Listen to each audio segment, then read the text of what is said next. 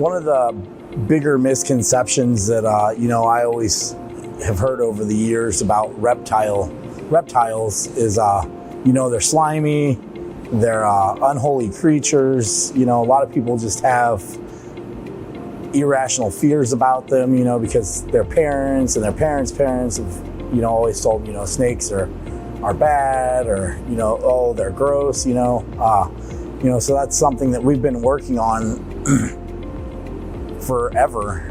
I think as long as I've been keeping reptiles, that's something I've personally been working on. And I think another misconception about like reptile keepers, that's really changed over the years is reptile keeping's easy.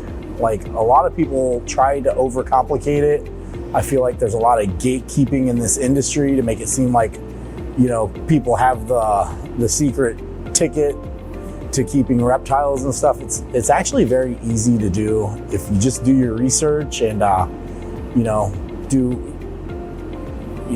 take suggestions from other keepers and things like that. None of it's really hard. I mean, yeah, there are some species that are a little bit more difficult than others, but as they're kept more in captivity and worked with, they get easier.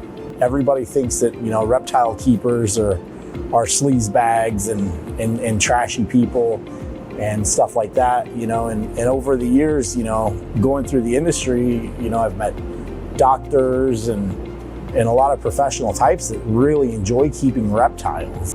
I'm sure in the early days of reptile keeping back in the 80s or whatever, there were some sleaze bags, but yeah, that's not so much the case anymore. It's really becoming a mainstream thing, and people are really enjoying it. Another misconception about reptiles, that people have is like reptiles are out there to hurt you, they're gonna bite you, they're gonna try to eat you, whatever. That's just not the case. A lot of times reptiles just want to be left alone. Like, even when you experience them out in the wild, they are always just trying to flee and get away and go hide, because they just really want to be left alone. Because to them, we're predators. We stand over them, and we could be a meal for them. Well, they could be a meal for us.